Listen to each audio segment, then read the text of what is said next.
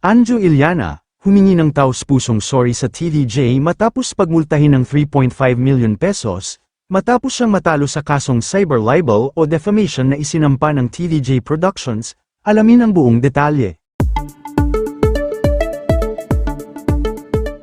Isang mabigat at emosyonal na revelasyon ang hinarap ng dating Itbulaga host na si Anjo Iliana, matapos siyang hatulan ng korte na magbayad ng dambuhalang 3.2 milyong piso sa TVJ Productions.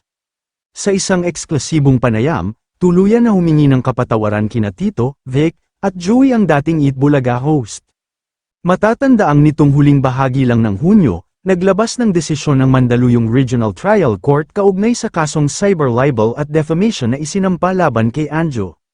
Ito ay nagugat sa mga naging matatalas na pahayag ng komedyante sa kanyang mga social media livestreams noon laban sa TVJ.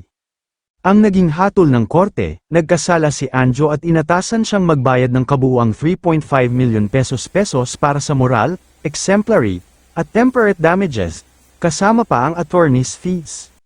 Sa kanyang panayam kay OJ Diaz, hindi na itinanggi ni Anjo ang kanyang pagkakamali, inamin niyang guilty siya sa pinsalang naidulot ng kanyang mga salita. Ayon kay Anjo, mas pinahahalagahan niya ang mahigit 20 taong pagkakaibigan at samahan na pinagsaluhan nila sa Itbulaga. Hayagan siyang humingi ng paumanhin sa TVJ, sa pag-asang balang araw ay mapapatawad siya ng mga itinuturing niyang naging ama at kuya sa industriya. Ngunit sa kabila ng paghingi ng sorry, inamin ni Anjo na very harsh, o napakabigat para sa kanya ang multa na 3 milyong piso, prank kanyang sinabi na sa kasalukuyan, wala siyang ganoong kalaking cash dahil mahigit 1 taon na siyang walang regular na trabaho sa telebisyon o pelikula. Dahil dito, kinumpirma ng kanyang kampo na balak nilang iakyat ang kaso sa Court of Appeals para subukang mapababa ang halaga ng danyos, isang malaking pagsubok ito sa buhay at karera ni Anjo Iliana sa tingin niyo.